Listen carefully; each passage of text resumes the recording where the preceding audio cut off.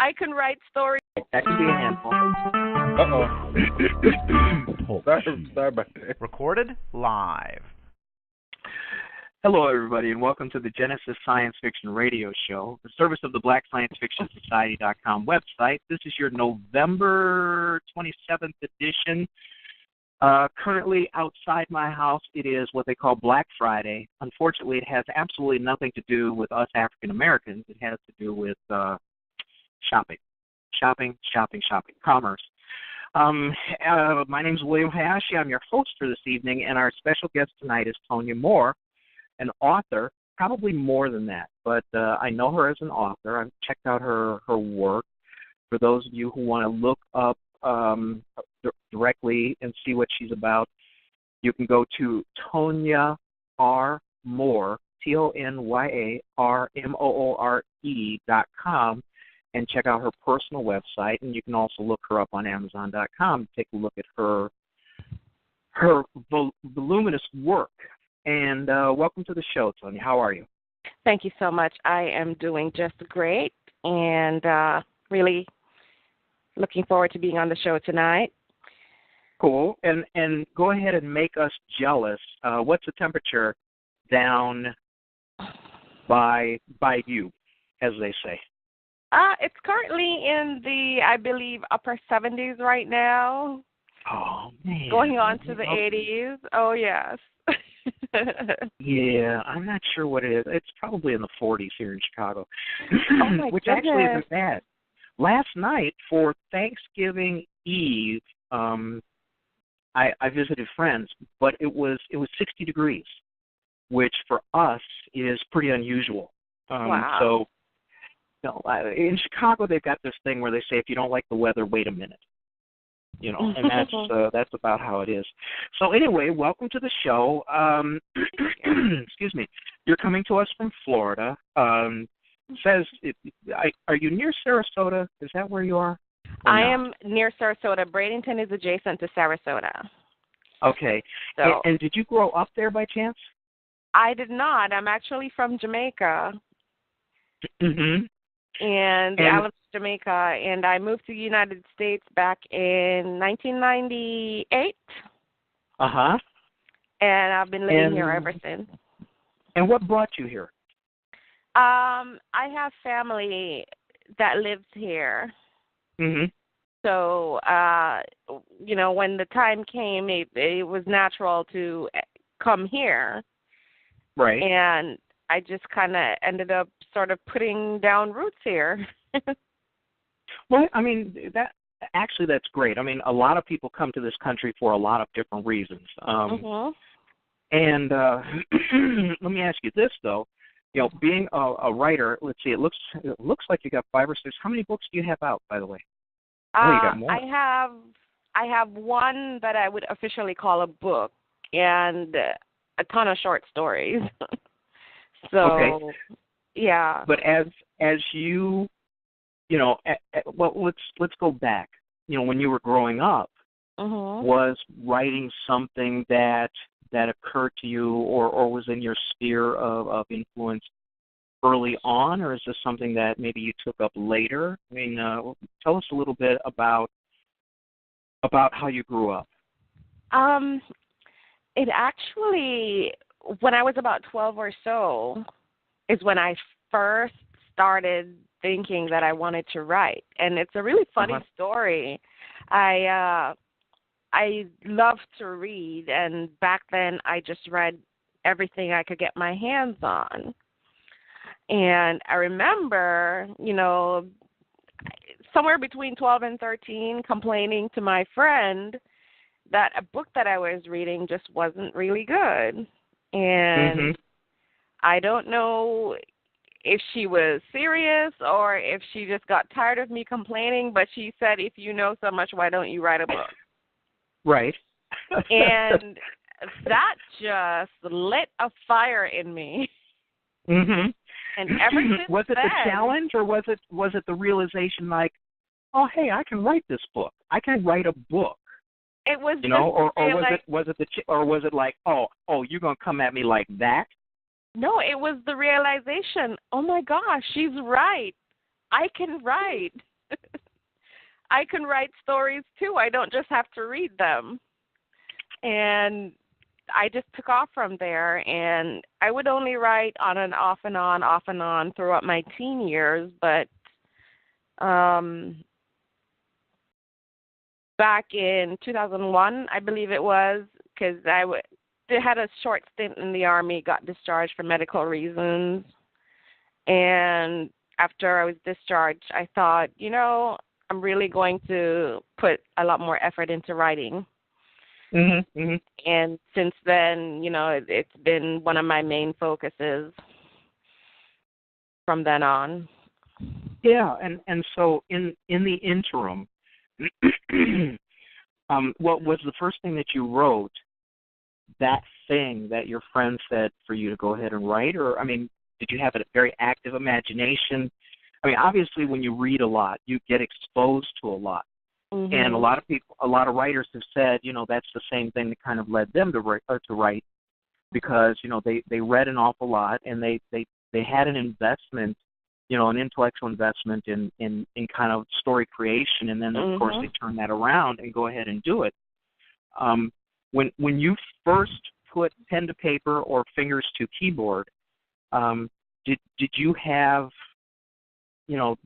let's just talk about the story. The first story you wrote, did you have that story in mind? Was that something you'd been thinking about, or did you actually sit down and go through the entire creative process when you decided to write?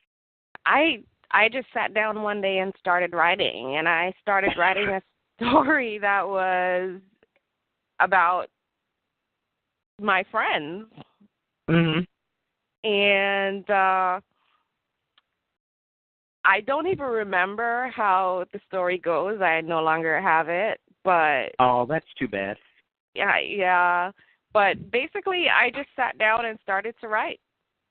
And for years after that, all I did was just sit down and write by the seat of my pants. It's only been over the last maybe 3 or 4 years that I've actually sat down and said, you know what, I'm going to plan a story and prepare properly beforehand and then write my stories. Uh-huh. Well, okay, so, even though you don't remember your first story, do you have any memory of how it turned out, and if other people saw it and what critiques they may have had of your I guess, seminal creation? I remember letting my friends read it, and they liked it. They liked where I was going with it. I'm not sure I actually ever did finish that story. I actually remember running into one of those classmates a few years later, and she actually told me that somehow she had some of my writing. I'm not sure why or how. Stole it. She stole it. She came to your house and stole it. She was a friend, so it probably got passed around to her, and she ended up with it. And unfortunately, we lost touch, so I never did get a chance to get a look at them again. But thankfully, it was enough that someone actually cared enough about it to keep it. Mm-hmm. So that and what about, it sounds like your friends were at least supportive. What about your family at the time? Were they, did they kind of encourage you? Did you have, that kind of encouragement, or was it mostly in school with your friends? It was mostly in school with my friends. Unfortunately, the kind of family ties that I have, I'm actually estranged from my family now, unfortunately. Mm-hmm. So It was never that kind of relationship where they would express interest in that kind of pursuit. Mm-hmm. So it was something that I did, my friends were aware of, and I pretty much kept to myself for years.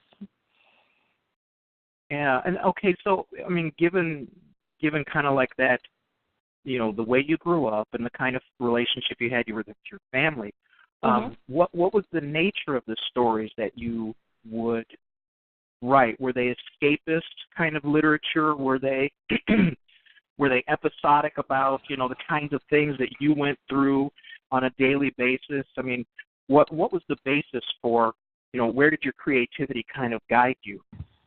Well, at first, I think it was mostly escapism. However, in my mid to late teens, I started coming across writers like Larry Niven, Ray Bradbury, and McCaffrey, coming across their works. And it was just something, especially about Ray Bradbury's work, the way it resonated with me, that ever since then, mostly what I wanted to write is science fiction. Wow. And so ever since then, my stories were science fiction or speculative fiction. Occasionally I'll write a literary story or some urban fiction, but it just really captured my heart after reading his works, and off I went. So I mean, that's kind of cool. And so when you were reading, as I would guess, maybe did you start reading sci-fi as a preteen or as a teen? And how did you? I mean, what was your first exposure? I mean, like for me, it was my dad. My dad was a sci-fi nut, so he had a bunch of books there, and magazine subscriptions. So it was kind of natural for me because it was in the house. How did it start for you? My mom had been into sci-fi, and ever since I was little, I was also into sci-fi, like Star Trek and, stories like that. But as far as the stories that really touched me, I think I may have gotten hold of some of my mom's books. Because I remember reading Ray Bradbury, and I'm not sure how I got a hold of his book, that first book. But I distinctly remember after reading that thinking, gosh, I wish I could write like that. And so your first stories were sci-fi and speculative fiction, and you thought that they were kind of, you characterized them as escapist. How did you come up with the stories? Were these things that were, wish fulfillment or things that you would have liked to have seen happen around you? Being escapist, it kind of suggests that these were flights of fancy, Yeah, it's really funny because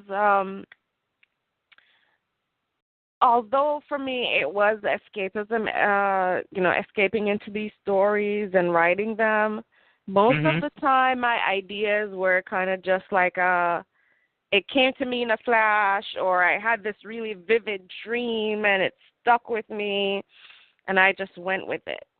So the whole act of writing was where I found my escape.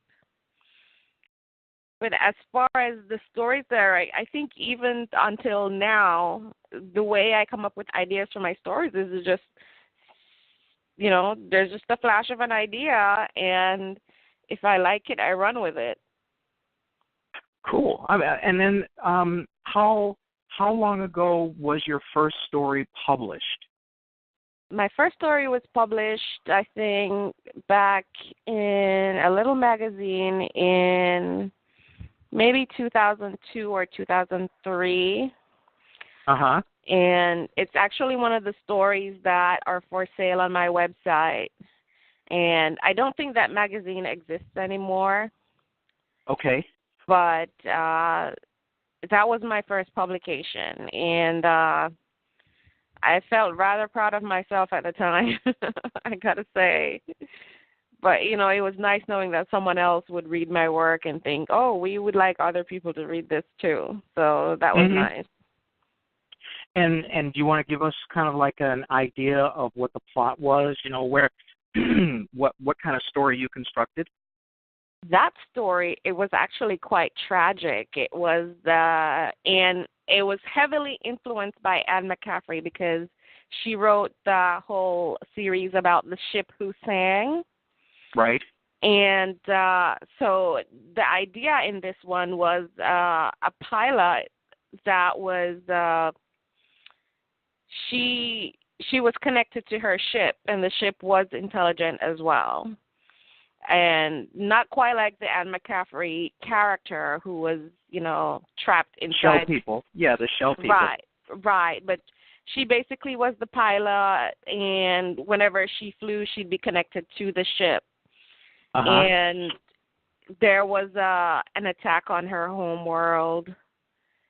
By the time she arrives on the scene, she arrives just in time to see her home world explode right in front of her. Mm-hmm. And then they come after her ship because she was the prototype. And the crew basically sacrifices themselves to keep her alive and protect the ship. And, the very last thing she says is tell the ship to jump, and they disappear forever. Don't tell us the ending. But it sounds like you talked about the people who influenced you, mm-hmm. and most people would characterize them both as authors from the golden age of science fiction, and also more like hard sci-fi authors. And is that kind of like the genre that appeals to you in terms of your creation? I mean, are you someone who gravitates more toward, the hard sci-fi stories rather than fantasy or something along that line? Anne McCaffrey kind of juggles both worlds because she's got the mutant series, she has the Ship Who Sang series, and doesn't she do the Dragons of Pern? Is that her? Yes, that's her.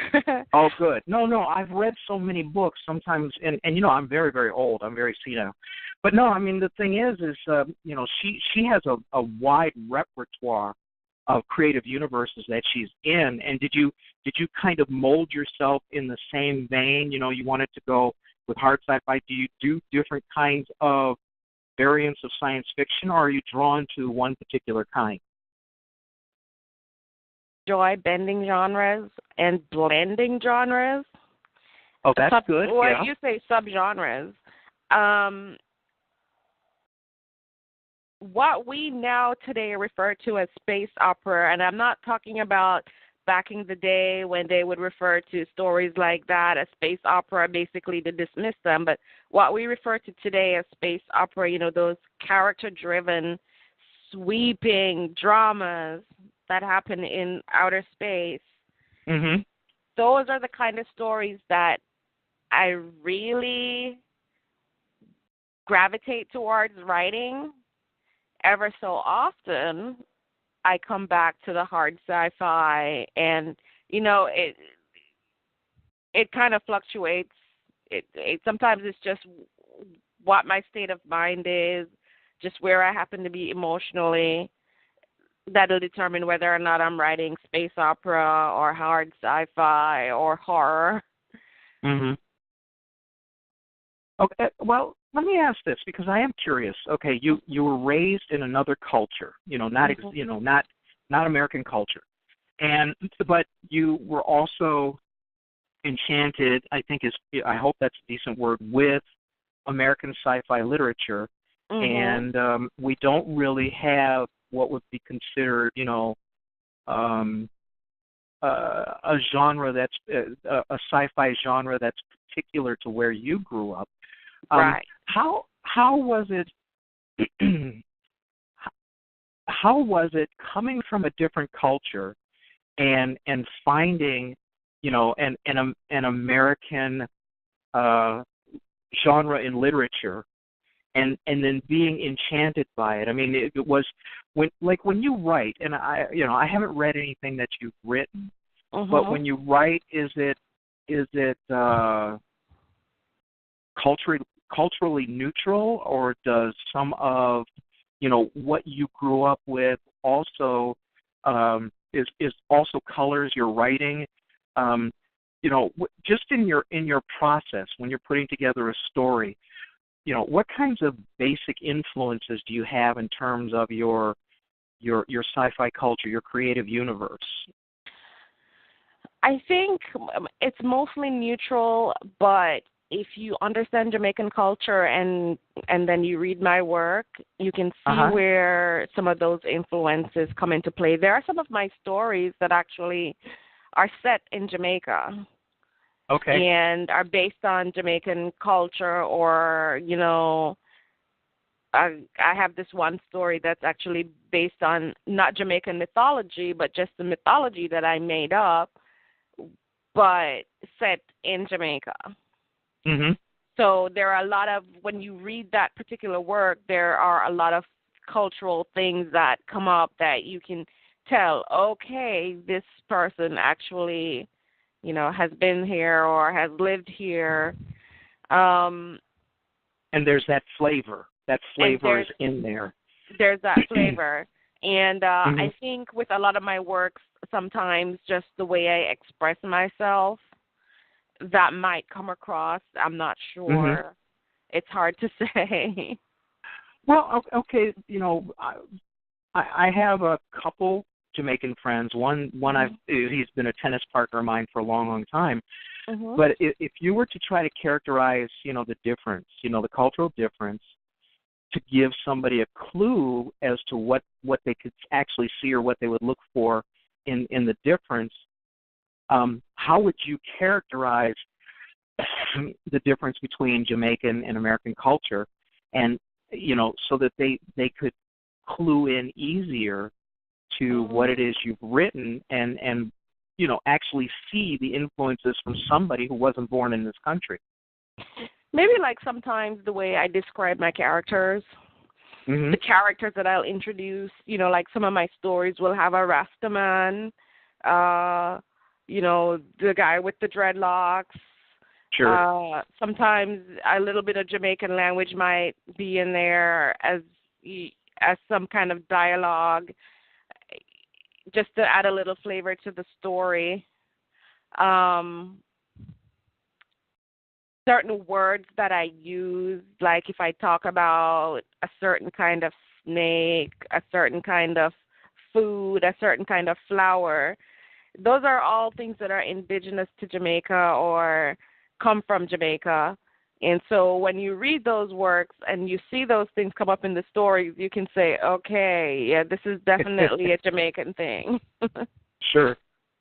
All right. So anyway, so now you're here in America. You're in Florida, and we're not going to talk about the oddities of Florida. We all know what they are. I mean, it's funny how many different stories from Florida you see about things, strange things that go on, which are sometimes they're just fantastic, and sometimes just crazy. But living there and writing, when you came here, did you originally settle in Florida, by the way? I did, yes, I did. Okay, so you've been there for a good while. For quite a while, yes. Yeah, and so how is American culture, of the South, how does that affect, the way you write, the stories you write, even the characters you have? Do you draw from? I mean, we know you draw from Jamaican influences because you grew up with them, but what about your new home, your new locale? Does that help you create the stories or put flavor in the stories? Either characters or location or anything like that, any attributes like that. Do you have some local, that Southern kind of flavor in your stories? To some extent, I think I do. You might, and it's still always going to be the little things, certain nuances, certain things that characters say, local places. Like I'll use local places in some of my stories, and the way you described, one of the things that I'm always really fascinated with is the weather, and so the climate. The way I describe the climate, the way I describe, how people respond to it, and so on. And I think in that sense, I do bring in a little bit of the Southern flavor, but maybe not to the extent that I would like to, because I don't really think, despite how long I've lived here, that I'm really as immersed in the local culture as one might imagine. Mhm. Well, there's absolutely nothing wrong with that. I mean, it's kind of cool that you write sci-fi, because as you sit down, if I were to sit down and go, well, what unusual genre of sci-fi could I tackle? Until I did some research on you and thought about it, I never thought of, well, how about some Jamaican sci-fi? Exactly. And so it's cool that you write, and it's cool that you embed your original, I don't want to say native, your original culture in it, because what it is it just opens up even more another possibility in the vast tapestry that is sci-fi fiction, speculative fiction, horror, that you would write. So I think it's very cool that you make that available. And let me ask you this, because you also, coming from another country, what is your perspective on, and just a little bit, what is your perspective on race in your writing? Are most of your characters of non-white origin? Are they Americans? You already mentioned that you have some Jamaican influenced characters and things like that. If you were to look at your body of work, excuse me, if you were to look at your body of work, what's the majority of your characters like? Ethnically, maybe even from the demographics, the class, the walks of life. What kinds of things affect and motivate the characters in your writing? Is race one of the factors? I try very much not to make race one of the factors, but at the same time, as a Black author, I'm also conscious of this absence of Black characters in stories. So I think sometimes I go to the extra mile to make my characters be like me in some sense. Black characters, Jamaican characters, just, African American characters, because I really want that sense of inclusion. I really want to, these characters to exist in these stories. But at the same time, I'm from a country where the motto is out of many, one people. Okay. So diversity is a big thing for us. We feel that everybody can come together and be one people. So I have such a mixture of different characters in my stories. And usually when I come up with a story, whatever the character is, their race is not usually the important thing. It's usually some characteristic that attracts me, and then I say, okay, this character is going to be, this is what she or she's going to look like. But, I don't necessarily say all my characters should be just like one this. thing or another. Yeah. One thing or another. And in my stories, I really try to make race not be an issue, because I love the idea of diversity and adaptability. And a lot of my stories have aliens in them, or people who are blue, or, some other color that is just not really in the mix. of reality. Yeah. And yeah. so Okay. All right. So for people who want to check out at least your short stories and the other work that you have, you can go ahead and do a search on Amazon.com and find Tonya's work, Tonya Moore. Yeah. Let's kind of pivot and talk a little bit about your process. When you can sit down to either start writing a story or you're constructing a story, or even the creative universe in which the story is going to live, what are your first considerations? What are the first things you do? Some people talk about characters, some people talk about setting. For me, it's an ironic ending, and then I'll write up to it. What kind of take us through the beginning of your process, how you craft a particular story. It's rather funny because for me, when I mentioned before that I'll have this little flash of an idea, it's usually like just a scene, a phrase, just an image. And whatever that is, I take that and I start with it. And at the beginning, I don't know if it's going to be my beginning. I don't know if it's going to be my end. But I kind of chew on that idea for a while. And at some point, I'll have to say, okay, this is where I'm going to start my story with this phrase. Or this character is interesting. This is going to be my main character. Let's build a story around this character and go from there. And you really don't, this blows my mind, not because I'm right or someone else is wrong, but for me, I have an awful hard time writing a story unless I know how it's going to end.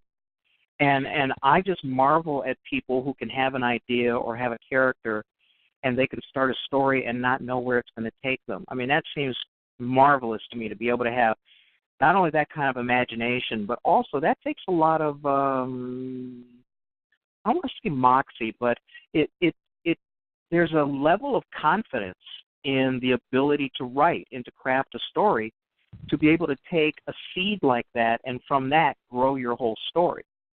Go ahead. I'm not sure if it's so much confidence as, for me, writing is as entertaining as I would hope that reading the story is for someone else.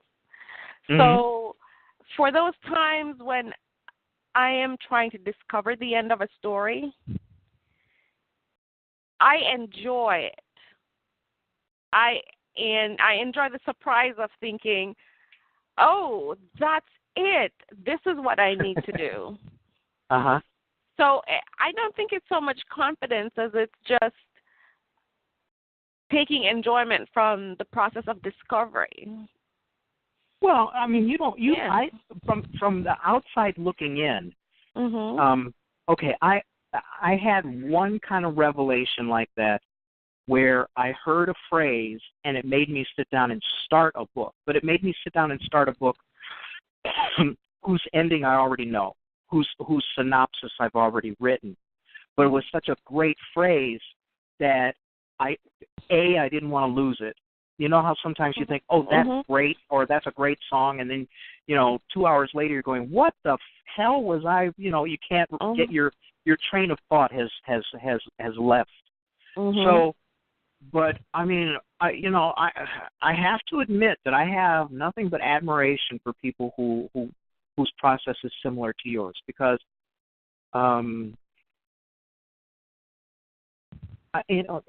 listen to people, when we chat on blacksciencefictionsociety.com, people say, oh, I have a great, I have an idea for a character that is this, this, this, and this. And I think I'm going to write a story about them. And, of course, I ask not to be an ass, but I ask because, to investigate process, I go, well, do you have an ending to the story? And so many people say no. And, that just blows my mind. That is such a cool way of being able to write. So you find something like that, you grab onto it, you fill it out, or fill the character, flesh it out, and then you go on to write the story around it. Yeah. But you know what? Because over the past few years, I've actually gotten into the habit of writing a synopsis and plotting a story before I write it. And the one thing that I have to understand is that this is my plot. This isn't necessarily how my story is going to end, because somewhere along the line it's going to take a twist or a turn that I did not expect, and I'm going to wind up in some place that I did not plan on ending up in. But to me, it's like, okay, this is how this story is supposed to go. Okay, I can work with that. Let's go. Yeah. Well, don't tell us the ending, but let's take maybe your most recent work. Just talk to us about. I mean, do you remember what the impetus was that led you to start that story? Yes. Okay. Was it character? Was it story arc? Was it a great ending? What was it that kind of fueled the passion to write? I mean, I understand very, very well that as you write, there's great joy in writing, as much so as how you hope, a reader will find it. But when you started out, what was the germination of your latest story? This one is really funny because I had a flash piece that I wrote maybe 5 years ago that basically had an idea that I kept thinking to myself, I should do something more with this. And recently, I was invited to submit to an anthology, and they said, we want Westerns, but they need to be unusual, and you're invited to submit.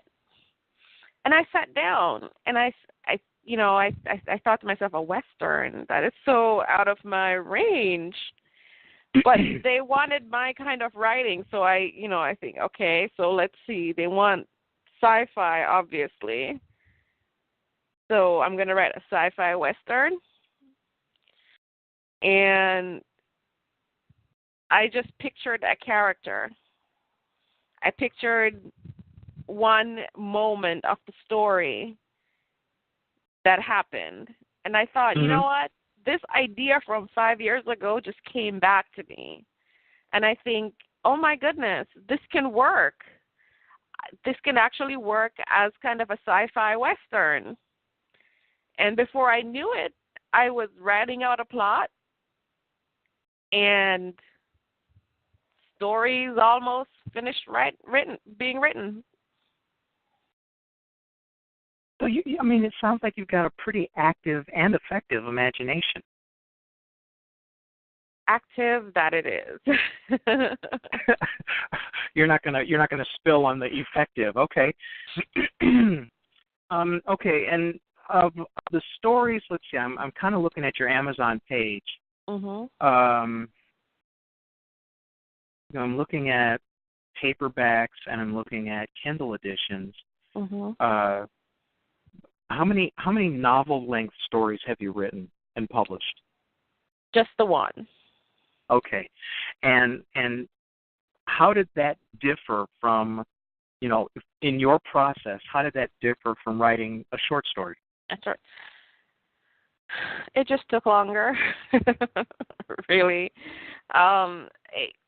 It was actually a serial that I was writing.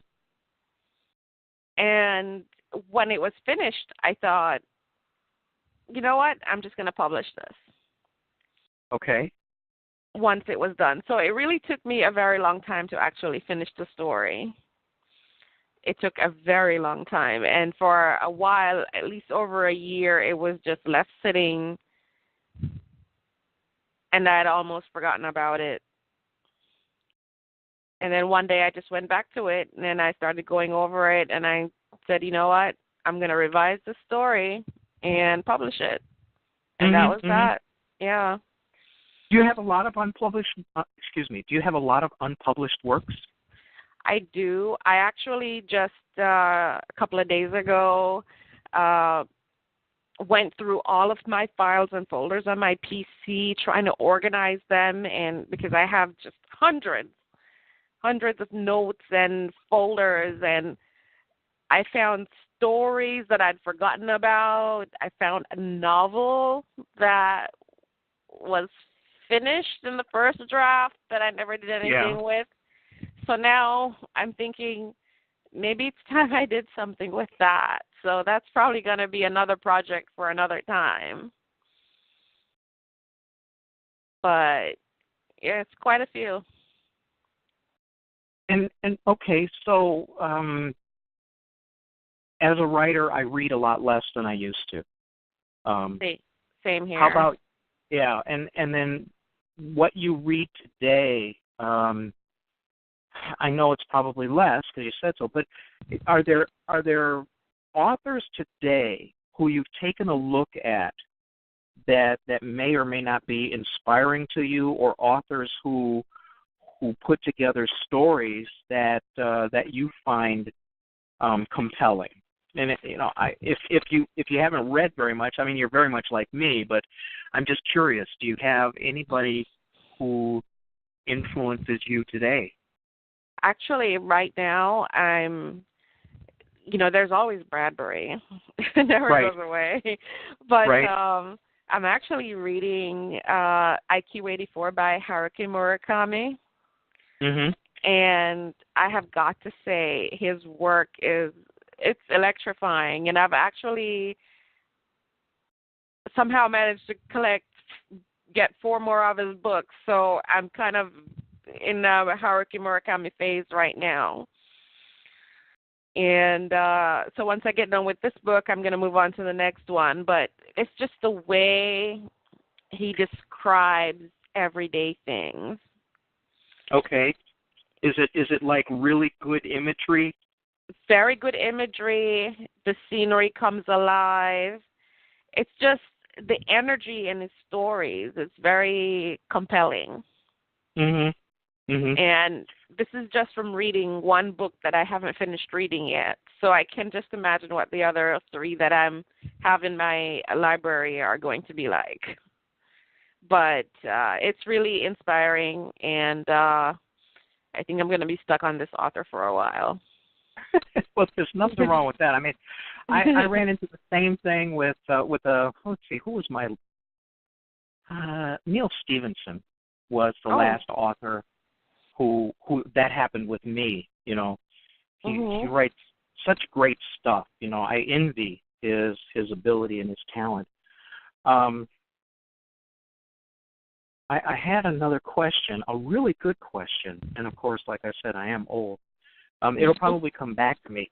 Let me ask you this. You're obviously a member of blacksciencefictionsociety.com website, and you've been hanging out there.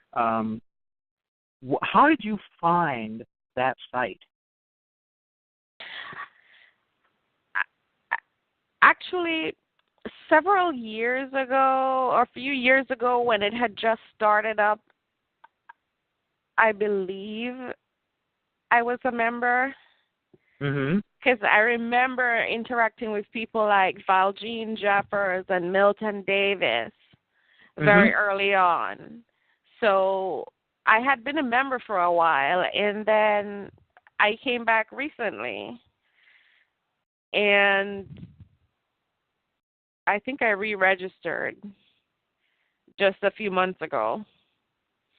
Because I remember. I was just curious, Yeah, because I remembered the site and the community, and I thought, I haven't been there for a while. Let's go check it out again. And so that's just what brought me back. I just happened to think about it and thought, let's go see what's going on over there. Find out who might be hanging out there. Yeah. Now, so far, it sounds like all of your writing has been, singular pursuit. Have you ever given any thought to doing a collaboration with another author? I have thought of it. I don't know if I'd be very good at something like that because my process is so haphazard at times. Mhm. I wonder if I'd be able to work well with someone else. Right. It would be interesting to find out. Well, it's not something you want to test to destruction. No, but it would be interesting to find out how something like that would go because I'm sure it would be very interesting. Yeah. Then, with your own personal work, would you consider it mostly? When I look at all of these, are these mostly hard sci-fi stories that you put together? Actually, no. Excuse me. There's a mixture. Okay. I've got, like, if I'm looking at my site right now, I've got a couple of hard sci-fi, yes, but I've got urban fantasy. I've got space opera. I've got, I don't even know what to call it, vampires in space. I've got horror, so it's kind of like the whole spectrum of my pursuits right there. Well, I think it's good to be able to write more than one specific genre. I mean, obviously that there's value in that. And so, do you think? Well, let's look a little bit ahead. Oh no, we just lost her from the phone. Hopefully, she'll dial back in. Anywho, for those of you who are in the chat room, I just put up the link to Tonya's site. For those of you who are picking this up as a podcast, it's Tonya R. Moore, TonyarMoore.com for her site. And I'll tell you, with us less than an hour into the show, I am hoping that her battery didn't die. Although I could talk for an hour and 10 minutes. Jarvis says, stay calm. I'm not worried about it.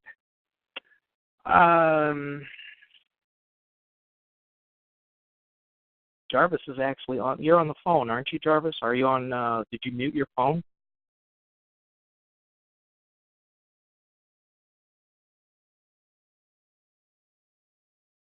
Well, thank you, Christine. Jarvis, I actually, if we have a couple minutes here, I'm a little curious. Oh, he's on the road. I don't want him talking on the show, and we get to hear him have a wreck or anything. But when he does get stationary, or near the end of the show, when he does his goodbye, I do want to check and see what the status of Earth Squadron is, which is our own homegrown 3D animated movie, because it's been a little while since he's given us an update on that. I can talk about me. I could give a shameless plug and say, well, the first trilogy of the Dark Side universe is done.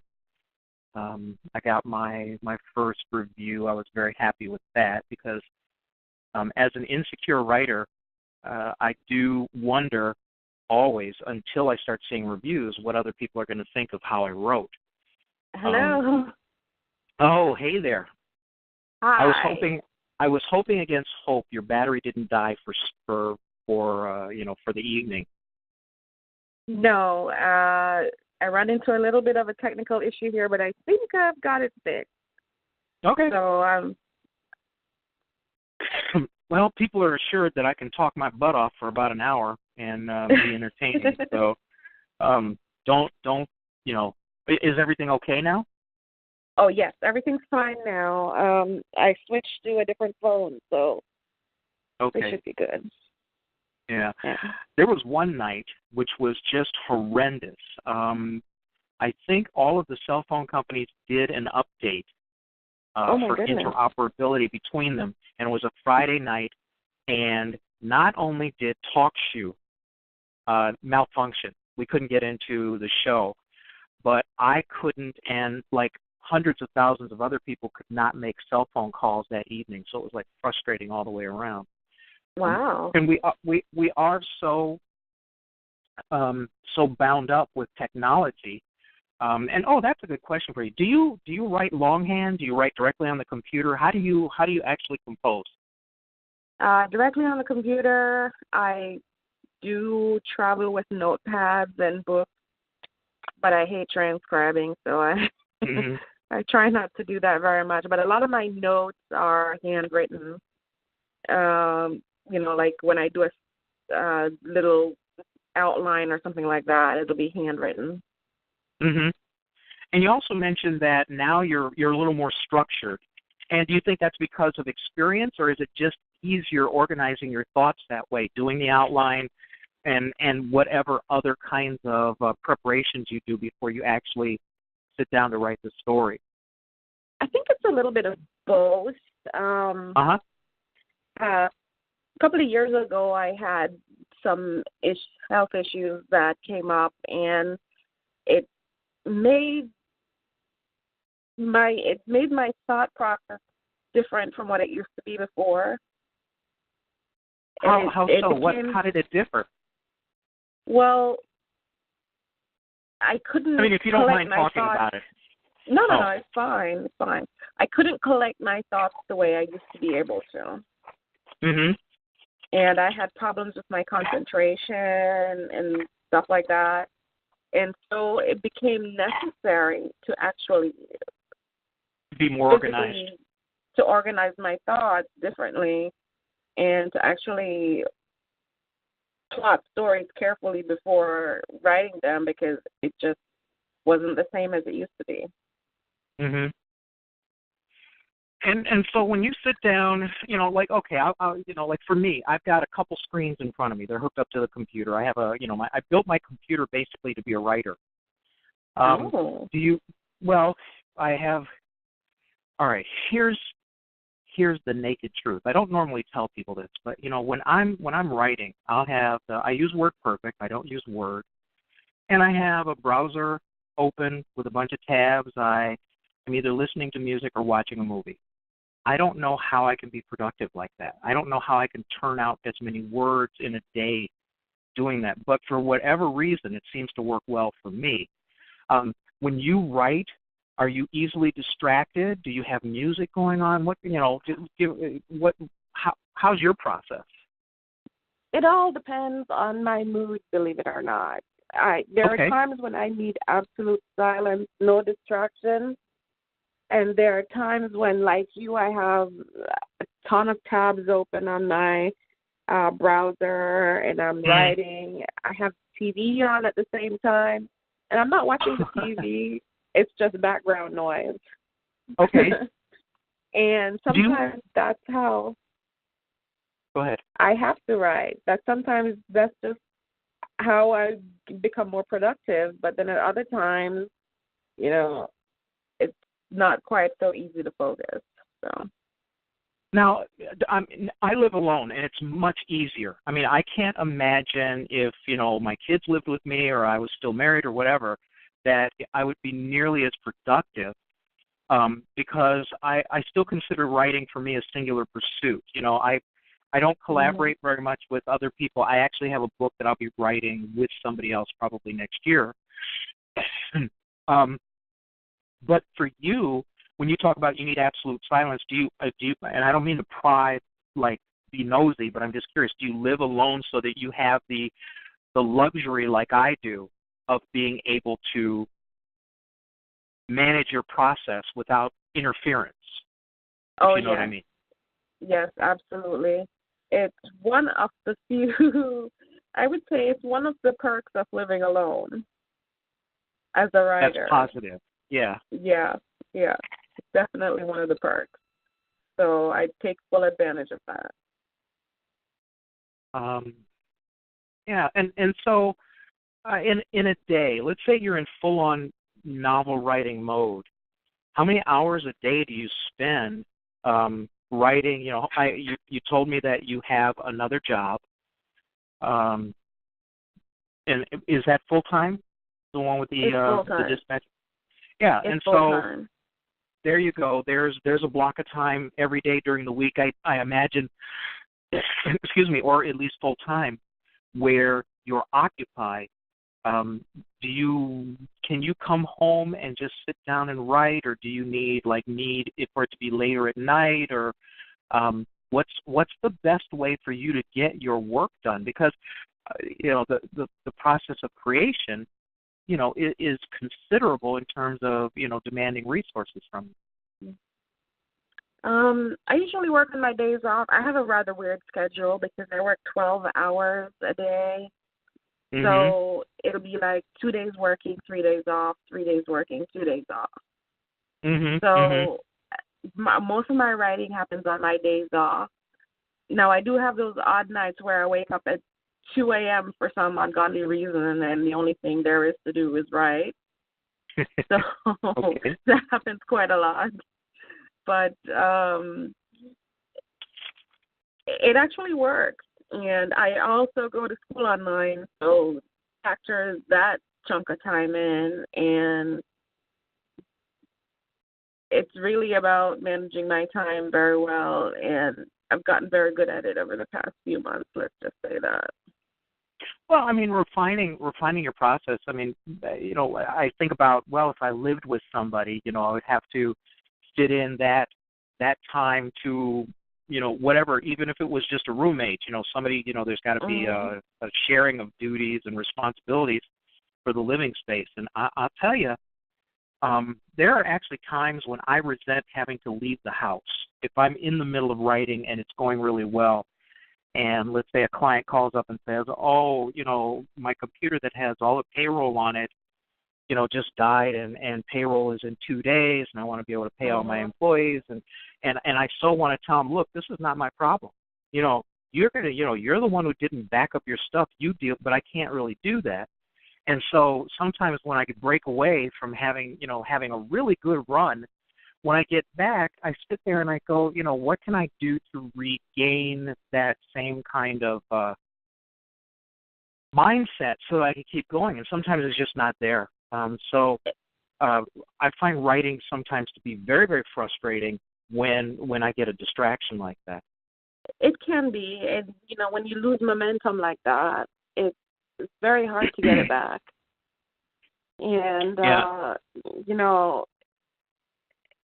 this will happen on days when I'm on call, and then I get paid into work, and I can feel some resentment because, you'll be in the middle of writing something, and then all of a sudden you have to pull away from it, and you know that when you come back, whatever it is that you had going on is gone. Yeah. So it's kind of tough to deal with sometimes, but, the life of a creative. Mm-hmm.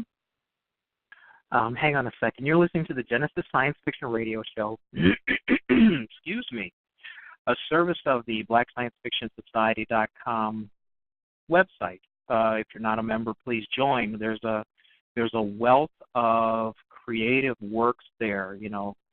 Written word, art, video, all kinds of things. In a genre that seems to be exploding in a way that it hasn't previously. Part of it is I think the the new emphasis on what Afrofuturism is, and people differ on what the what the definition is, but it's a creative universe that I think is growing for two reasons. One is it's not the same tired old rehashed crap that you see everywhere. And the second thing is the people who create things, people like you, people like, a bunch of the writers and artists who are on the site are constantly bringing things that have never been seen before. And so, like for you, when you write a story, is one of your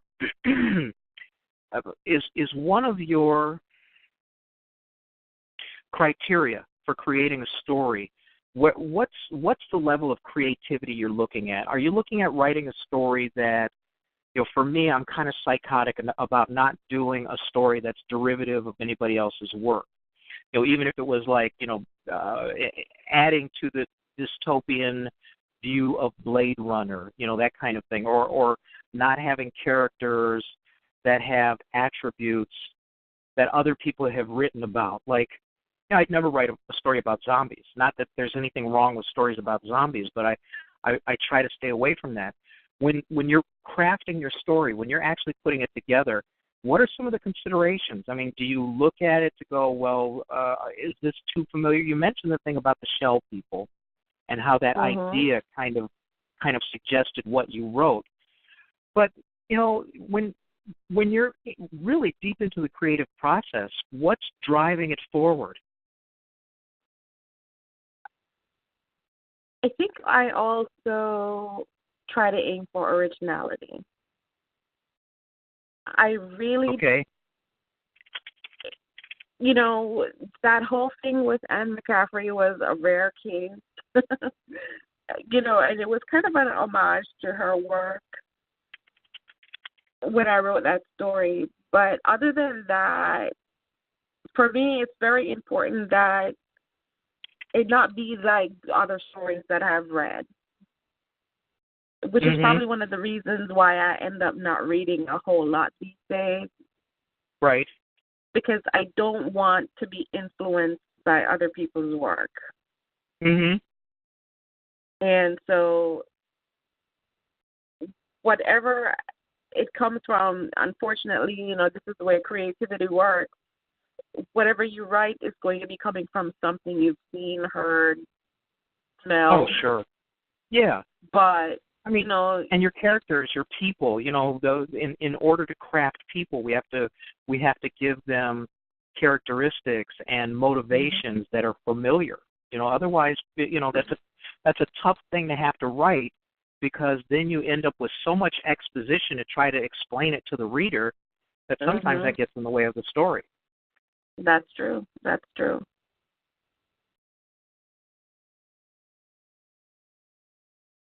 I'm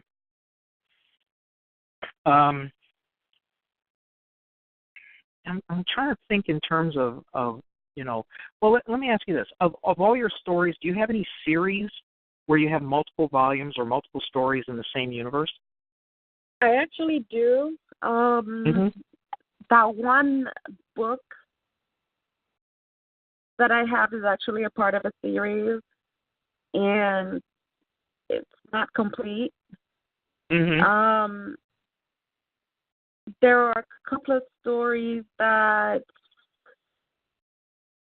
for example, there's one of my stories, Slum Fairy. It actually has a follow-up story that has not been published yet.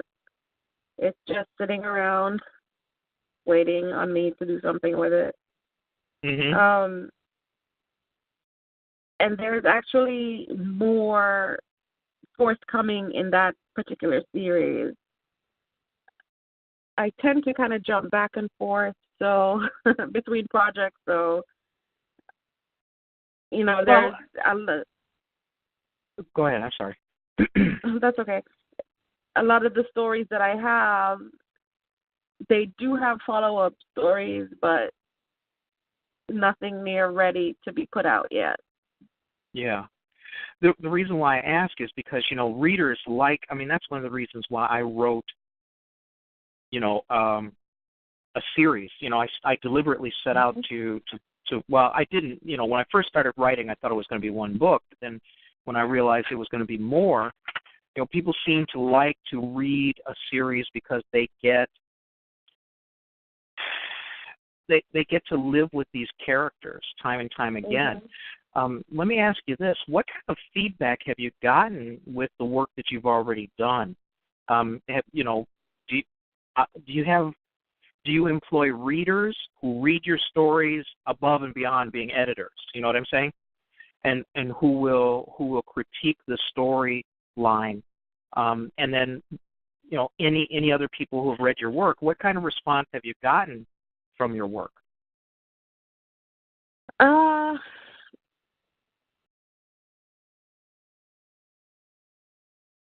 Mostly. I don't mean to put you on the spot or anything. No. It is, and it's perfectly fine. I think mostly the kind of feedback that I get is positive, but it comes from like minds. So when I write a certain story and I have someone read it, it typically tends to be someone who understands how stories in that particular genre work. Okay. Now, I've had some negative feedback from people who are not familiar with the genre or probably prefer a different genre and then read the story and they've said they don't understand it. They may have trouble following what's going on. And, I mean, for a writer, that can be tough because you always want to connect with readers. But at the same time, you know, I think maybe I write for a certain demographic, and as long as they understand and enjoy the stories, then I'm good. And but how about before the stories are done? If you write a story and you know you get some feedback in it, do you get to the point where you know the feedback helps you tighten up the story? You know what's the you know what part of critiquing is part of your creative process? Well,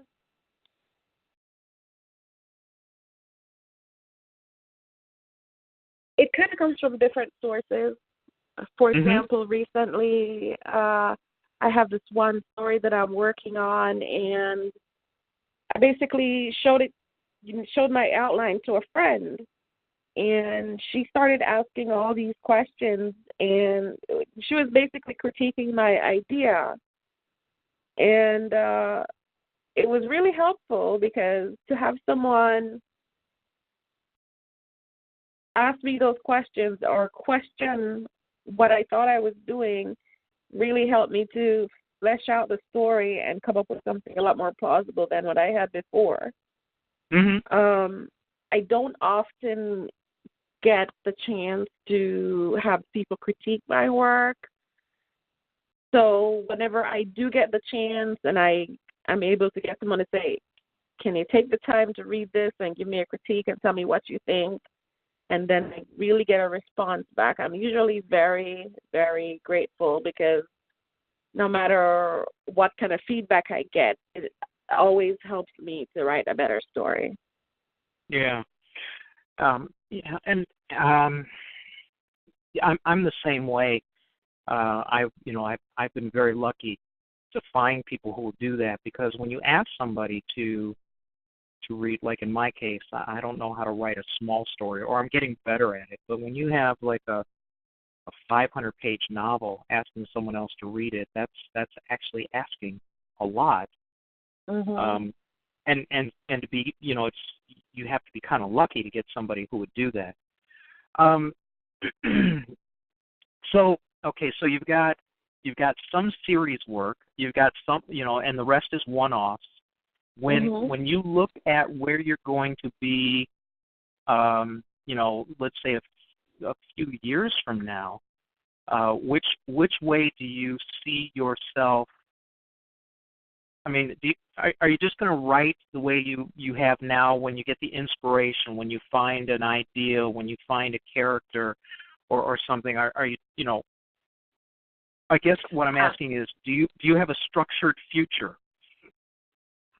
Or I do have, unfortunately, where my writing is concerned, it kind of ties into my game plan, my general game plan. So for the next few years, things are going to continue as they are because I can't focus as much time and energy on writing as I would like to while I'm going to school. So until I graduate, things are pretty much going to stay the way they are. But once I graduate and I get my degree, then I'll have that free time again, and then I can change things up. And I think I'll be in a better position by then to refine my process and, you know, determine whether or not I want to try to write full time. Sure. And, you know, I think that's the dream of all of us creatives. You know, if I were making enough, and you know, I'm just being frank, if I were making enough to live off of, I would be probably one of the happiest people I know.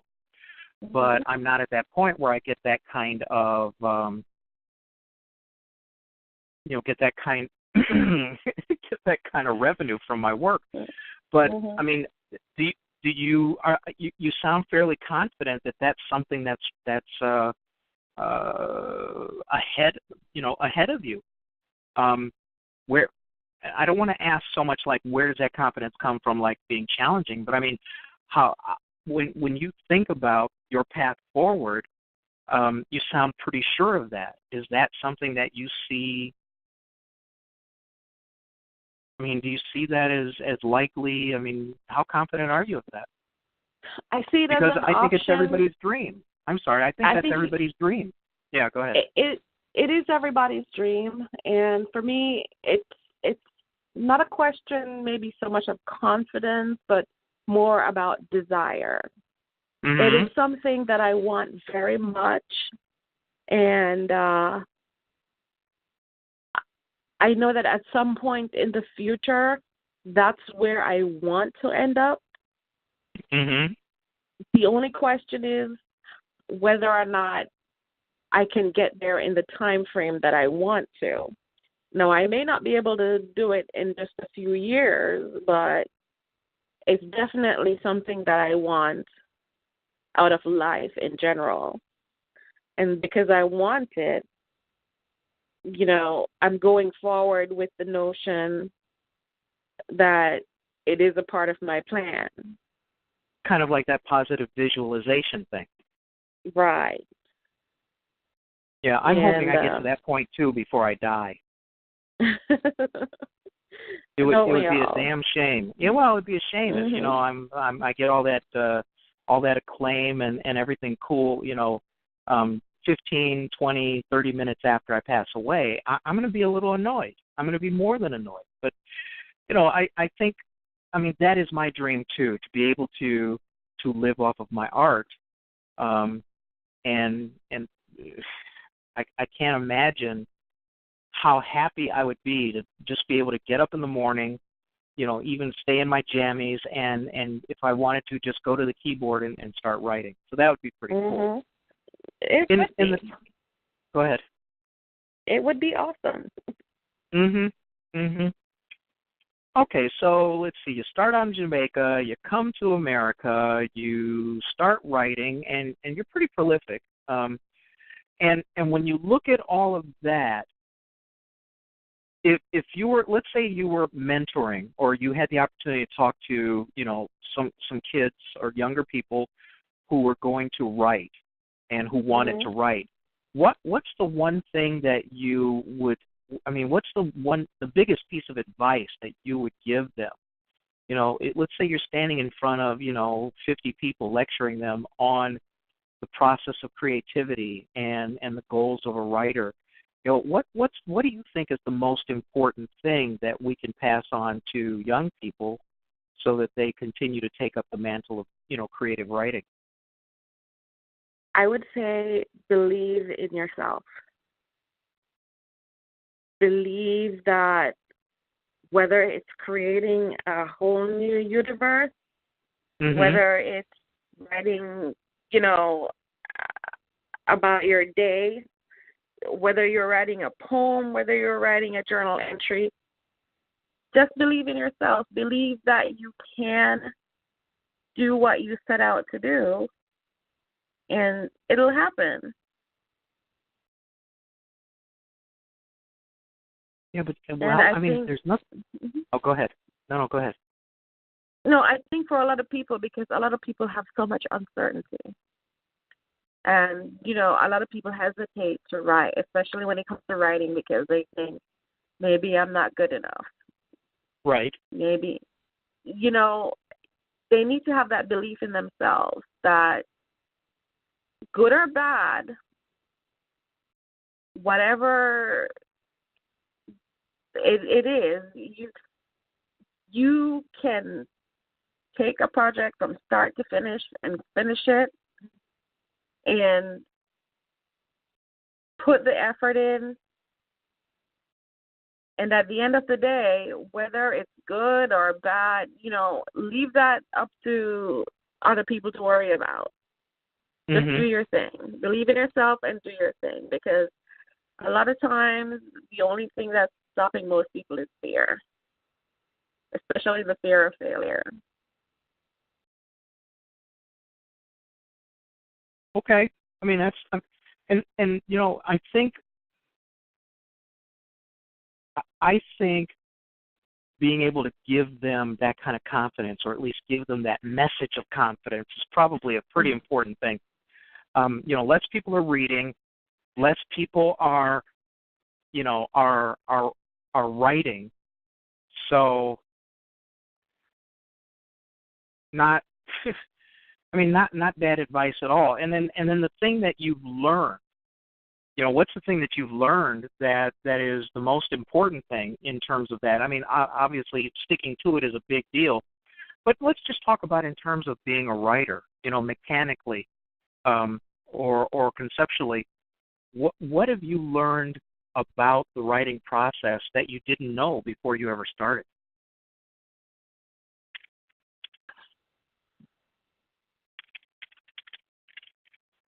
Basically, if you want to accomplish anything as a writer, you have to do one thing: just write. It doesn't matter if it's nonsense that's coming out. Something good will come of it. And even if what you end up with is not what you expect, or if it's not what you intend, it is still worthwhile to keep writing. And a lot of people talk about writing. A lot of people have the desire to write and want to write, but nothing's going to get done. You have to write. You have to actually do it. And you have to actually go through the motions and take the time and put in the effort, because that's what's going to get it done. Yeah. When you're in the middle of writing, what's your mindset like? I mean, are you really focused on your story? You know, for me, like for instance, with me, I'll find myself dreaming about the story. How engaged are you in the crafting of what's going on, in the creating of the people and the characters and things like that? I will think about it a lot. I think maybe I even dream about the stories that I'm writing while I'm writing them, but it's hard to say. I tend to have very vivid sci-fi type dreams. So the only problem is when I wake up, I tend to forget most of them. So yeah. But and go ahead. But you know, when writing a story, you know, it really follows me wherever I go throughout my day. I'm constantly thinking about it, constantly, you know, turning ideas around in my head, and it can get in the way of things sometimes. Okay.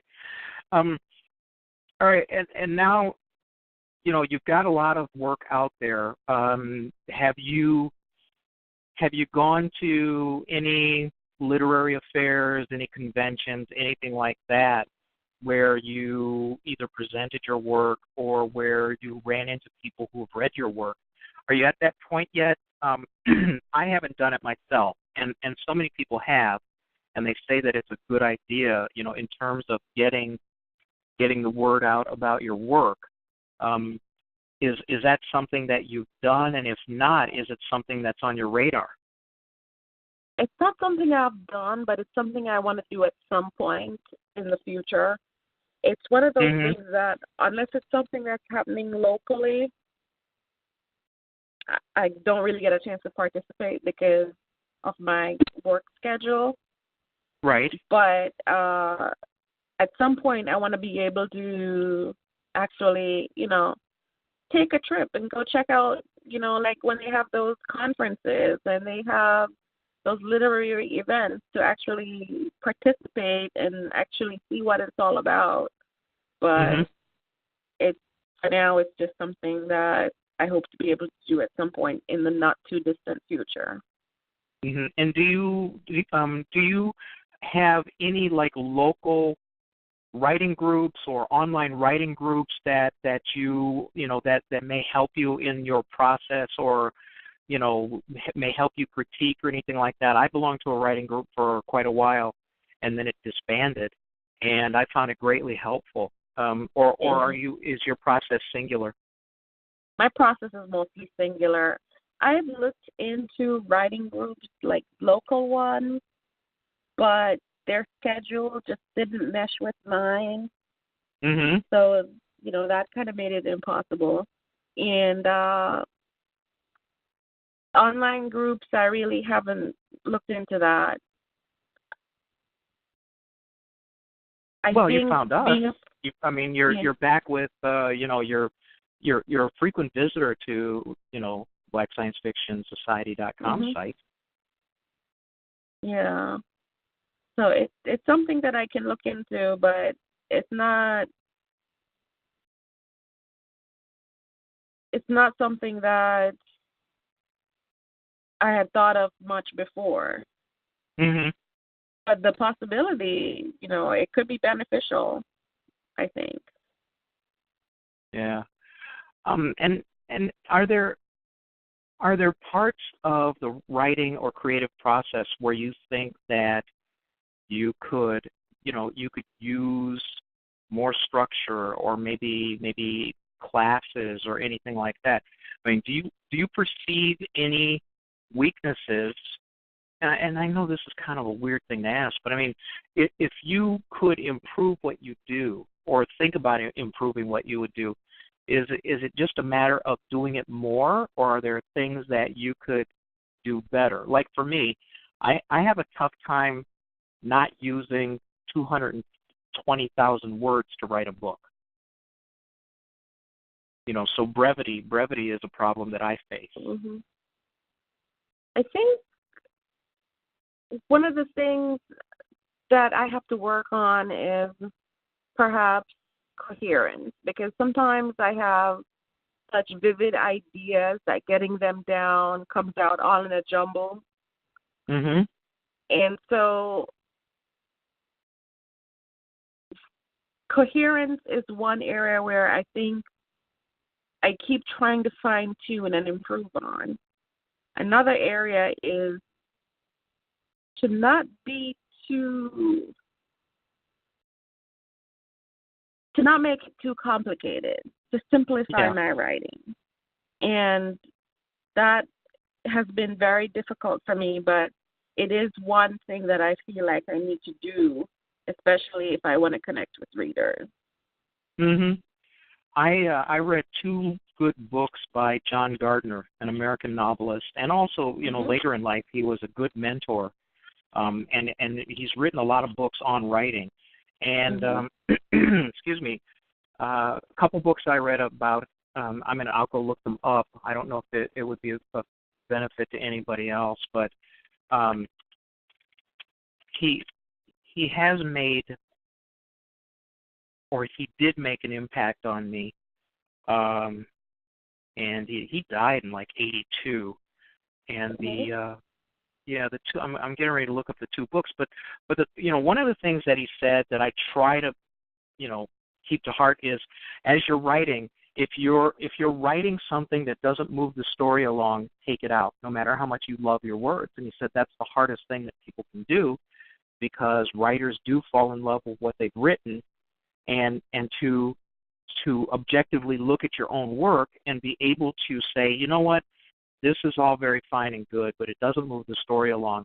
I mean, I had a scene in my first book where two characters were doing some very clever kind of sexy dialogue.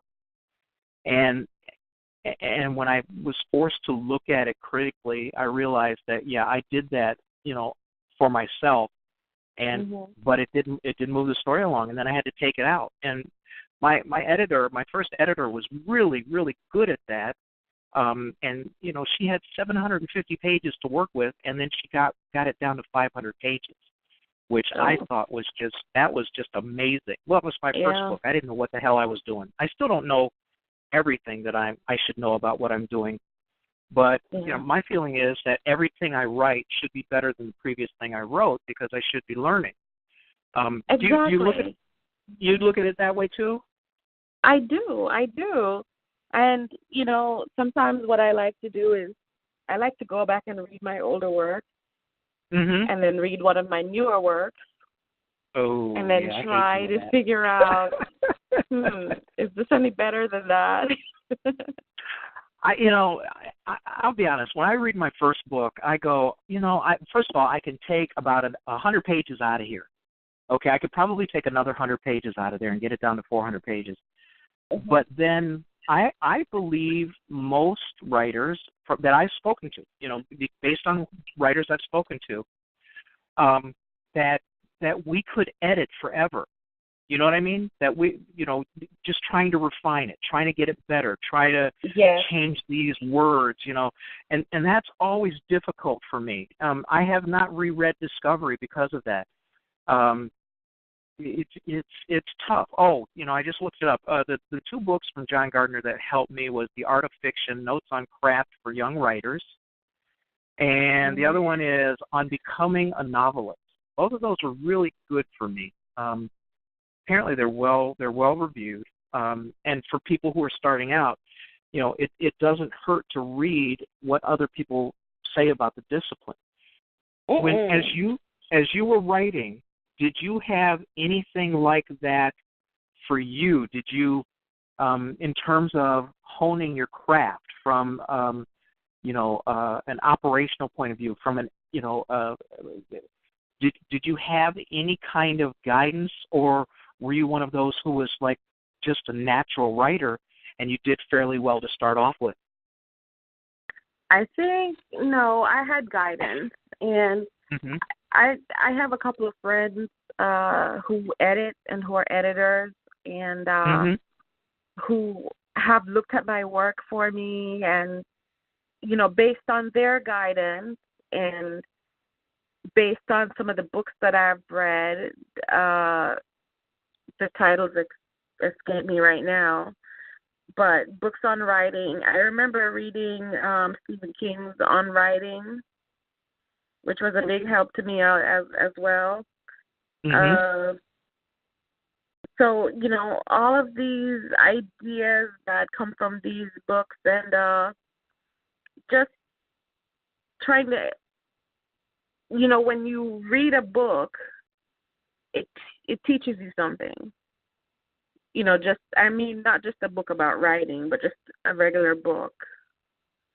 You try to emulate not the story, but just how well written it is. And I think I kind of take that away when I read books sometimes. And so I kind of have a feel for, okay, well, this isn't quite right. This is more like what a book that would get published is like, you know, that sort of thing. And I think that helps. Right. You know, and you know what? There's actually there's studies that kind of substantiate that, and it's not just writing. You know, it's funny. I play tennis. I play, you know, college and pro, and one of the studies that was about that was if people who play tennis very well, when they watch like Wimbledon or the U.S. Open or whatever, immediately after that, they actually played better. And I always wondered if you read something really, really good, and you know, it was a story that was captivating. If you sat down to write something on your own, if the same kind of thing would happen. And I tend to think that it would, because, you know, when I read something that's brilliant, you know, I'm pretty inspired. You know, and like you said, not about writing the exact same thing, but trying to write something of the same quality, something that's as moving. It goes back to that old feeling. It goes back to that old feeling of when I read Bradbury, and I thought, I wish I could write like that. And I didn't mean the story. I just meant the technique. Sure. The style. brevity, all of that. I wish I could write like that. There's actually a website out there, and it's called I Write Like. Have you been there? Oh, really? No. Yeah, and what it does is you take maybe a page of your writing, Mm-hmm. and or even longer, and you paste the text into the website, and then you hit the analyze button, and it tells you that who you write like. I'm actually going to drop the link in the chat room for people who are online. But for those of you who pick this up as a podcast, you just do a search for I Write Like, and it'll bring you right there. And different things that I've written have gotten different responses. But the one that consistently comes up for me, believe it or not, is Isaac Asimov, and which it's flattering. If you're, I just put it in the chat room for those of you who may be listening. But if you go there and it tells you what your style is like, and so many different people have put in so many different parts of their writing, and it's kind of cool because different parts of my writing have brought up different responses. I've had Isaac Asimov, Arthur C. Clarke, and I can't remember the others. And of course that's flattering, but it kind of gives you an idea, if you look at it kind of broadly, of who your influences might have been. Because like you said, when you read something really good by somebody else, and you want to, it inspires you to start writing, who knows? Maybe some of the stylistic influence does leak in, Right. So for people who are looking, it's IWL.me and no .com or anything. I guess it's it's an HTTPS, not HTTP, but you may get there. But just do a search for I Write Like, and that's exactly what the site is called. And it's a fun thing to do, because then you can take your work, paste it in there, and see who you might be channeling in terms of your writing style. Apparently, I write like Anne Rice. That you just did it already? Yep. And you write like Anne Rice? Apparently. Well, that's not bad. I mean, at least it's it's not like, oh, you write like whoever did Dick and Jane books or something like that. Yeah, I mean, I like Ed Rice, but it's I expected something sci-fi is what I expected. Well, okay, then cut and paste from a different part of your work. Yeah.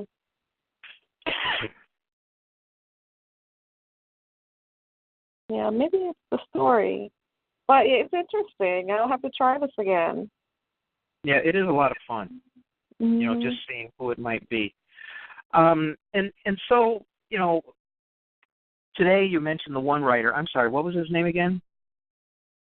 Haruki Murakami. Okay. I'm not going to ask how to spell Bradbury. that. And Bradbury. Well, Bradbury's been your bread and butter, at least in terms of influence, for a long time, hasn't he? And what other authors, and Anne McCaffrey, and what other authors from the Golden Age have you read who you found inspiring in terms of science fiction? Oh, Larry Niven. Yeah. Oh, yeah. I love Niven. Definitely Asimov. Mm-hmm. I think mostly those four: Niven, Asimov, Bradbury, and McCaffrey. Wow. Well, those are definitely heavy hitters. Yeah. And then who knows? 10, 15 years down the road, somebody else could be interviewed on some other show, and they'll be putting your name up with some of the golden year people, the golden age. That would be nice. Don't laugh. It can happen. See, that's the thing.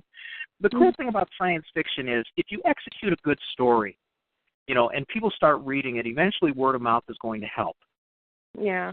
Actually, there was a review of one of my stories. Actually, that one I mentioned earlier, Slum Fairy, and it was compared to Harlan Ellison, I believe. Yes. Yes, and they said it was a similar style. Now, I mean to, but I haven't yet read Harlan Ellison, so I don't know if that's true. But I found it interesting. Well, I mean, that's not bad territory. That's not a bad person to be compared to. I mean, Harlan Ellison wrote some very very compelling things. One of the things that I really liked was he did 2 anthologies. He was the editor for 2 anthologies that I just loved. One, was Dangerous Visions, and then there was a sequel. I don't know if it was Dangerous Visions 2 or whatever. And some of the stories in there were just so, I mean, and they weren't by him. They were by other authors. But they were just unbelievable. And he's definitely one of the golden age writers. Let's see, he was born in like 1934. So he was a little bit younger than me. And so, and again, he's of that pantheon of early sci-fi writers who kind of were put under the wing and pushed out by I think it was John Campbell. I think it was John Campbell. I forget his first name. And he was the first editor of Astounding Tales or whatever it was way back when, which turned into Analog Magazine. And so, I think that by having read the classics, that our writing is more evocative of that class of science fiction, some being hard science fiction, some being very well structured science fiction in terms of the creative universes we put together. Some of the newer writers. I mean, I love the guy. Let's see, hold on.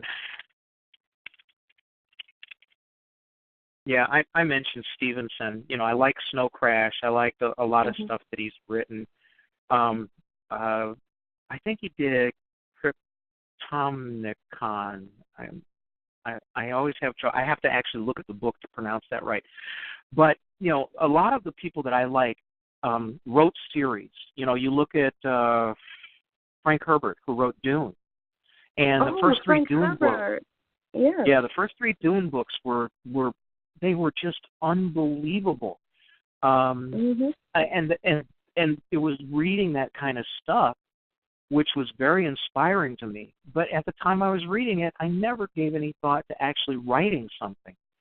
I came to writing pretty late. I've been around for a while, and I joke about that. But but reading the Golden Age, authors, I never thought that I would write any. Being an author wasn't a consideration at all. It didn't cross my mind. But then, you read Heinlein. I read Heinlein. I read Asimov. I read Clarke. So many different people. And the thing about science fiction that draws me to it time and time again is obviously the what if factor. What if this happened? Or what if yeah. And that is so evocative. At least in terms of an imagination. When I was a preteen, I read the Tom Swift books. I don't know if anybody else has read them, but who was that? I'm looking it up. Victor Appleton wrote those. And, of course, I don't even remember his name as an author. I mean, if you would have asked me, I couldn't have told you, if you held a gun to my head. But Tom Swift was kind of like the precursor to Johnny Quest, where you have a father who's a scientist and you have a son who also follows in the father's footsteps. And I think, I have no idea, but I think that Johnny Quest was definitely a derivative of Tom Swift. And then I also read the Madeleine L'Engle books. I'm sorry? I wouldn't be surprised if it was. I'm sorry? I wouldn't be surprised if it was. Oh, yeah. And then the Madeleine L'Engle books, A Wrinkle in Time. I read those probably in my, maybe early teens, maybe even preteens. I'm not sure how old. So reading that kind of stuff, and then, oh my God, when the TV shows came on, you had Star Trek, you had As Bad as It Was, Space 1990, and then the movie, Star Wars was a phenomenon. It was a cultural phenomenon. And even though all of the spaceships make noise in the airlessness of space, they were no less evocative for not being accurate. Exactly. I love 2001: A Space Odyssey because up until then, it was probably the most technologically accurate movie that had been done. There were only like 3 mistakes in the whole thing in terms of special effects. So all of those things excited my imagination, and pushed me, to think in terms of what would be a good sci-fi story. Yeah. What would be, go ahead. Yeah. I mean, I love pop, basically what they refer to as pop sci-fi. And I remember movies like Soylent Green. Yes. Nowadays I look at that and I watch the last scene and I laugh, but just remember the first time you ever see that and you watch that ending and it just blows your mind the first time. Yeah, and then the other thing was imagining what would I do if I was in that situation.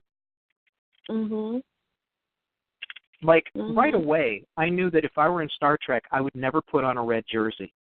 Never. Because you're only going to live for about 6 minutes. But I mean, it's still, when you look at all of these books, I mean, Tom Swift, oh my God, I'm just looking at this, and it was first published in 1910. Oh my goodness! Wow. That was written for kids. It was written for kids. So there's so much that can feed our imaginations. There's so much out there that can suggest a better life ahead, or fire up the imagination. When John Glenn went up, kids were buying making their parents buy them space helmets and things like that. And then all of the models, the ones that you put together, you glue together.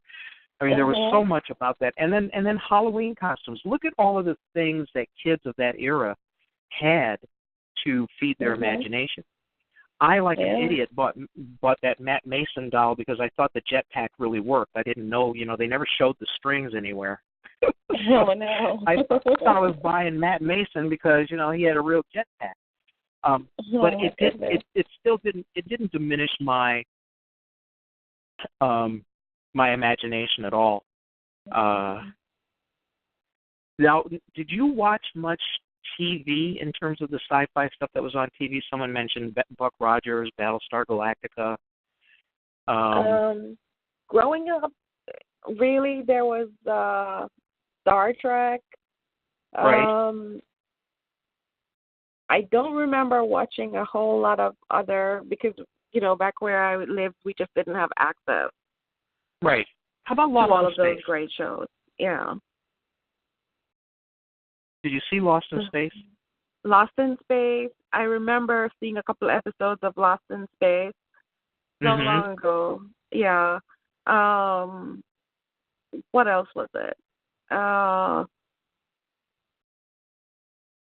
Maybe Buck Rogers, but I'm not sure. But the one thing that was pretty much a staple was Star Trek. Yeah. And it's funny because Gene Roddenberry, when he sold it to, who was it, NBC, he said it was Wagon Train in Outer Space. That was his log line for Star Trek. Wow. Yeah. And then what about movies? When did you start going? I mean, did you go to many of the sci-fi movies? In later years, like as an adult, not really as a kid, but as an adult, then I started going to a lot of the sci-fi movies, and I have my favorites. I mean, like Event Horizon. Let's see. Okay, let me just throw this one at you because I have to. How about Blade Runner? Blade Runner, I have seen some of it. But it's one of those that it's on my list that I know I have to see it at some point. I just haven't gotten around to it yet. Sure. And now I hear they're making a sequel. Yeah, I heard that too. They're rebooting Lost in Space. Really? Yeah, as a TV show. Interesting. It was a terrible movie, at least in my opinion. I remember seeing that one a couple of years ago. It didn't really stick with me. Yeah. Let's see. Solaris was a good sci-fi concept that I really liked, and that one kind of stuck with me. There's just so many. Well, I mean, it's tough. I mean, I have the luxury of, I have a huge, I hate to say this because it does date me. I have a huge library of sci-fi movies on Laserdisc, and at the time it was the best quality picture and sound and everything. And obviously, Blu-ray just blows that out of the water. But there are some things that I have collected. I've collected all the episodes of the original Outer Limits because I think at that time that was some of the best writing that was on television. I forgot about the Outer Limits and the Twilight Zone. Absolutely. Yeah. Yes. And some people don't normally classify the Twilight Zone as sci-fi, but it had fantasy, it had science fiction. There was definitely horror in it, and the coolest thing that I like about the Twilight Zone was irony. Having an ironic ending to a story, something that's completely unexpected, was so much fun because it was like, man, I did not see that coming. And that suggests much of my writing. All of my endings to my written stories, to the screenplays and movies that I've done, I always wanted to have that ironic ending because I love the art of misdirection, and I think that people like being hit with the unexpected. I think that if you're clever enough to pull it off, and it's not a cheat, like all of a sudden somebody finds a magic orb that allows them to do anything, or you run into the genie and the first of your 3 wishes is to have a wish every day for the rest of your life, which is a cheat. All of those sorts of things, nobody really likes that because what it does is it takes away peril, it takes away strife, and it really does make anything possible, which I think the essence of good science fiction writing is you make a creative universe, you have your conditions, you have your planets, you have whatever, and you have to stick to the limitations that those things have brought to the table. So, I mean, that's something that's very, very important to me, and has been suggested in all my writing. And I like irony. I mean, I just like it because I like it when you can surprise somebody. One of my favorite stupid things I did was when Titanic came out and I'd be standing in line for another movie. When the people would come out of the theater, I'd go, well, how was the movie? And they'd start to say something. I go, no, don't tell me how it ends. Because I'm stupid. But I supposedly, everybody knew what was going to happen in Titanic. Everybody knew what was going to happen in The Passion of the Christ. But what people want to see is if you're going to do something like that is how you execute. And that's what's usually important to me. Yeah. Absolutely. Somebody in there wrote that Gary Oldman makes everything better, even in Dracula. He made up for Keanu Reeves and Winona Ryder. Yeah, we have a very active chat room, so for people who are picking this up as a podcast, you would be well served to listen to this live, even though it is on a Friday night, because we have some pretty creative people who just hang out in the chat room. We've got about what do we have? We have about 8 minutes to go.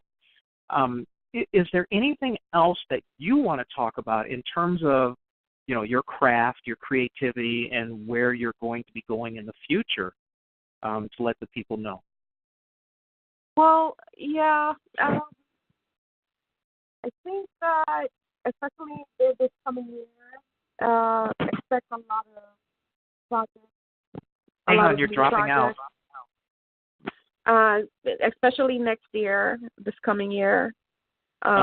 Expect a lot of new works to be coming out. I have so many new releases that are planned, stories that are going to be published. So 2016 is going to be a very exciting year as far as my work is concerned. So I am looking forward to that, and I hope the readers are looking forward to that as well.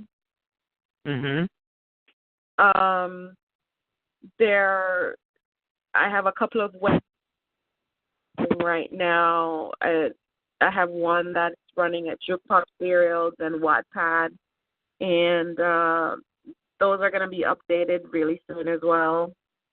And I hadn't been updating them for a while, so those are back on schedule. And, well, that's about it. Just a lot to look forward to in 2016. Yeah, you say that's about it. I mean, that's a lot. That's it. No, it sounds like a busy year ahead for you. And that's, I mean, I think that's great for a creative. I mean, if you have the drive, most of us don't rest on our laurels, and we just keep moving forward. So, I'm going to do this because I want to try to talk to Jarvis for a few minutes, but I do want to thank you for being here because, when I get somebody who's done so many different things, and the cool part is, going from one culture to another and having the fun of that, because it can be fun. Sometimes it can be a pain in the butt, but I've enjoyed my time with you. And hopefully, as you do more things, you'll probably get rotated back in and be on the show again. So that's always worth looking forward to. In the near future, hopefully we'll be getting a solid update on where Earth Squadron is, and I want to try to get Jarvis to spend some time with us over the next few weeks because we are getting ready to go into a new year, and I swear they're going by faster and faster. They are. And I want to find out what kind of new things, maybe take a half hour, talk to Jarvis about what's new, what's coming out for blacksciencefictionsociety.com, because you just never know what's going to do that. Somebody said old age does that. It is true. I've always mentioned that I do have that CRS disease where you can't remember, stuff. And so this show has been going on for quite some time, and the way I can tell that is how often I'm home on a Friday night doing it. And it will continue to go. We're going to, continue to try to find creatives in Black science fiction, horror, and fantasy, and keep bringing people to you who are interested, who are doing interesting things in the arts. I don't know if we have any other big events coming up. I can't think of any myself. Hopefully I'll be going back to Florida in February, and going back to Florida A&M for their Literature Fest. I don't have anything else on the horizon except trying to get this next book out. How about you? What do you have immediately that might be happening? I've got a new story that's coming out in maybe a couple of weeks. Okay. And I've got... Is that a standalone, or will that be in an anthology, or how is that? It's going to be a standalone. It's actually going to be the sequel to one of my stories that's currently on my site. So that's going to be a sequel. I've got a story that's coming out in a magazine very soon. So that's also one more thing to look forward to. I'm not sure exactly when the publication date is going to be. And, well, be sure to do a blog. I'm sorry to interrupt. Be sure to do a blog post on that so that people can, will know where to find your latest work. Looks absolutely. Like James said that it's going to be. Are you going to be in an episode of, an issue of Tachyon Node? Yes, I will be. Okay. Yes, it will cool. be. So that's good. Let's see. I don't have anything else. I see Jarvis is on the line. I said he was on the move. I don't know if he's going to speak to us if he's got us on mute or not. But we've got about 2 minutes to go, and I don't hear him. So what I'll do is I will thank everybody who listened to the show live, because it's important that you're there. It's fun to watch what goes on in the chat room. And if anybody has any questions right now that I could ask Tonya before we go ahead and type them in. Otherwise, I want to thank anybody who picks this up as a podcast. It helps us to know that the show is interesting enough that more than one person, 12 people, 10 people, 24 people check it out. And then the other thing, Tonya, just so that you know, the show goes up both in TalkShoe and we have our own channel on YouTube. So from your website, you can link to this show on YouTube so that people can take a listen and learn a bit more about you. And I think that's the best part about the show. Wonderful. Yeah, and I still don't see. I don't hear Jarvis at all, so I'm not sure if we're going to be able to get him to say goodnight, which he usually does. But I want to wish everybody a pleasant evening. Oh, and I'm not sure. Did you do any shopping today, or did you go to work? You went to work, didn't you? I went to work. Yeah.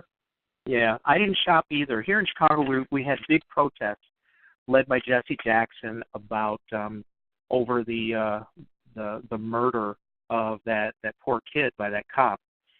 I don't even want to talk about stuff like that. It just pisses me off so much. But it's a damn shame that America's the way it is. But it's also very, very good that the creative things that Black folks are doing, that we're doing,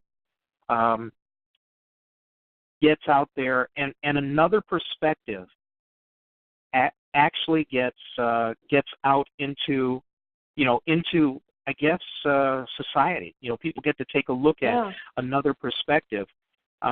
So anyway, yeah, Jarvis just texted me that he's picking Junior up, and he wants me to close it out, and we're coming up to the last minute of the show. So I want to thank everybody here for listening. Remember, this show is on most Fridays. I mean, very, very seldom do we miss, but most Fridays at 9 p.m. Eastern Time online at TalkShoe, and then very shortly after that, TalkShoe, Jarvis renders the file for TalkShoe, and then James Jones goes ahead and he does the conversion for YouTube. And I want to thank James for doing that. He's been doing that for a while. And I want to thank everybody who listens. I want to thank the people who actually show up a lot at blacksciencefictionsociety.com, even the ones who show up infrequently. It's nice to support a place like that and for us to have a place to hang out and chat and talk with each other and throw ideas around. So thank you very much, Tonya, for being here. It's been a pleasure. And our thanks special for guest having tonight. me. Yeah, in case you picked up in the middle, is Tonya Moore. Take a look at her stuff on Amazon, or actually go directly to her website at TonyaRMoore, no spaces.com, and see the latest. So hang on. After I say my goodbye, we're gonna pause for a bit of silence to make it easy for James and Jarvis to edit. And then if anybody has any last thoughts or last words in the chat room, we'll cover those. Okay, is that all right with you? You have a few more minutes? Yes. Okay. All right. Thanks, everybody. Have a great evening and have a great week ahead. Try not to shop yourself out. Hope you didn't overeat yesterday. And I will see everybody next Friday. Good night.